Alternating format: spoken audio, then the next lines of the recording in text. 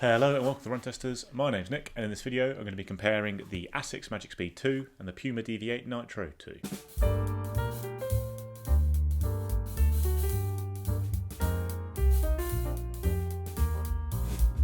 So the Magic Speed and the Deviate Nitro are both plated training shoes designed to really handle a little bit of everything, but especially your speedy training runs, and they can be used as training partners to the carbon shoes in the Asics and Puma ranges. They're more or less the two other really good shoes in this category, along with the Endorphin Speed 3, which has been obviously very popular in recent years. The Magic Speed is £170 in the UK or $150 in the US, whereas the Deviate Nitro 2 is £140 in the UK and $150 in the US. The Magic Speed is a much lighter shoe. It weighs in at 238 grams or 8.4 ounces in my UK size 9, whereas the Deviate Nitro 2 is 276 grams or 9.7 ounces in a UK 9.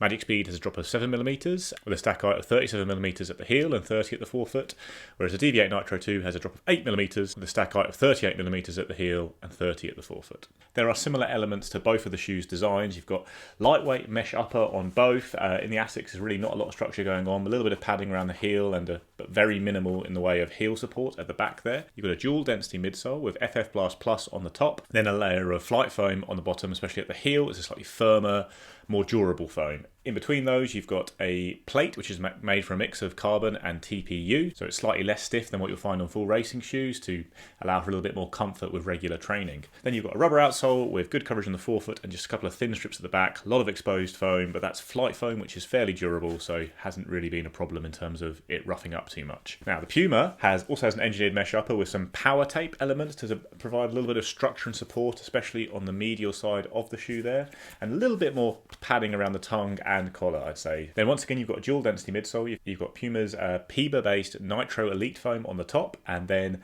their TPEE foam Nitro on the bottom, again noticeably at the heel with this big wedge of foam here. As with the Magic Speed, it's a slightly firmer foam than the top layer to create that dual density effect. Then you once again got a carbon and TPU plate running through the shoe. It's 70% carbon, 30% TPU in the case of the Puma.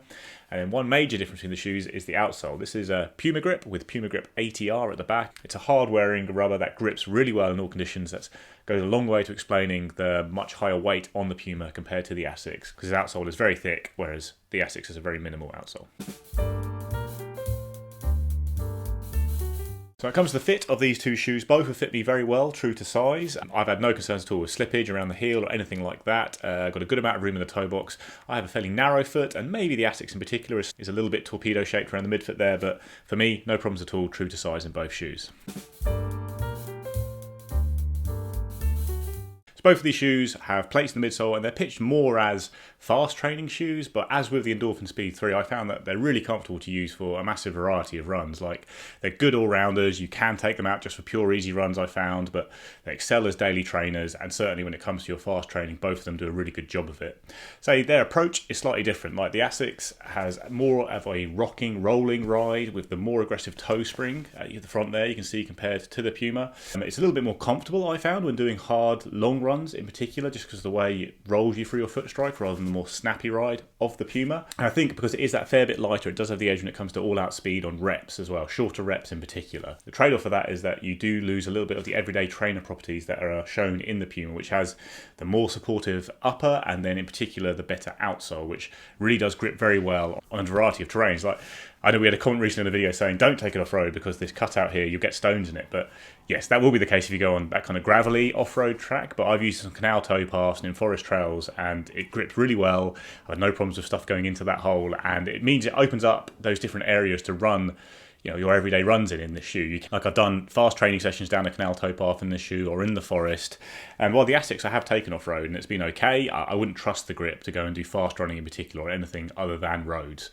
So that is an edge to the Puma, and obviously it's a big trade-off there because you're adding a lot of weight to the shoe, but at the same time, I have really enjoyed using the shoe for just all-out fast training sessions as well. Like, the Asics is that little bit quicker and lighter, but I've had no problem using the Puma for that, especially just going down the track and harrowing out some reps.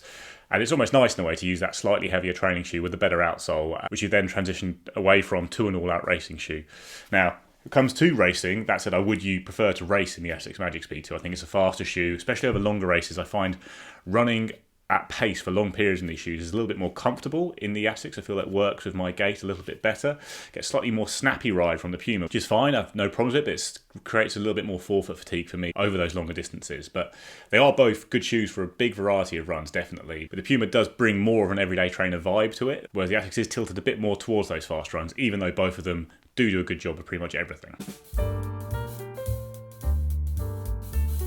So we've got a couple of cracking shoes there, two of the shoes I've enjoyed using the most in recent months, and both are a very good case to buy them. Like I say, whether you're building a rotation or just looking for a do-it-all trainer, these are two shoes that are worth considering.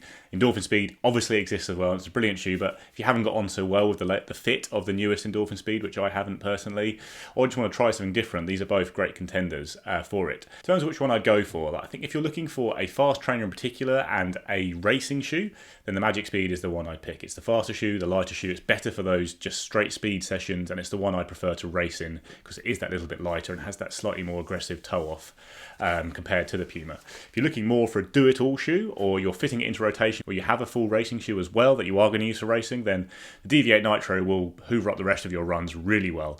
I would say you could easily, very happily go for a 2-shoe rotation with this and then just a plated racing shoe.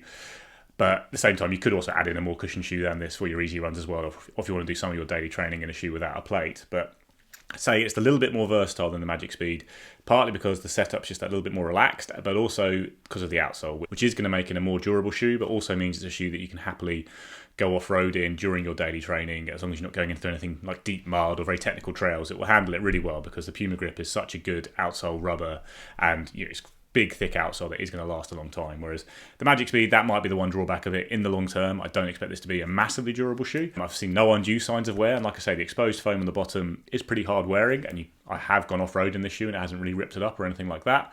But I probably view this more as a speed-focused shoe. Like, I have enjoyed mooching around daily runs with it, but it probably would be one that in a rotation of shoes, I definitely have more cushion, more grippy shoe in with the Magic Speed just to cover off a lot of easy runs and preserve this shoe, whereas it doesn't really feel necessary with the Puma. You can do everything in this. It holds up really well, and you've got that very nice outsole rubber there. Personal preference, I'd say it's tricky. I think I prefer the ride feel of the Magic Speed myself. It just suits my gait better to have that slightly more rocketed ride that just makes it a little bit more comfortable when pushing through longer, hard runs in particular.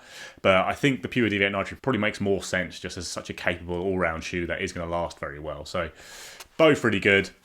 You might be able to pick up one or the other in big sales, especially on the Magic Speed, which has got a very high price in the UK, and I think they're worth testing out if for some reason you refuse to buy the Endorphin Speed 3, which is a fantastic shoe and probably still the one I'd pick out of the three of them.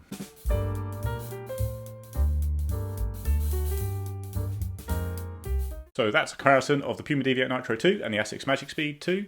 Let us know what you think of these two shoes in the comments below. Are you using a plated training shoe for lots of your runs these days, or do you try and avoid them and use a shoe like the New Balance Rebel V3 or the Hoka Mach 5 as a non-plated but still very versatile option?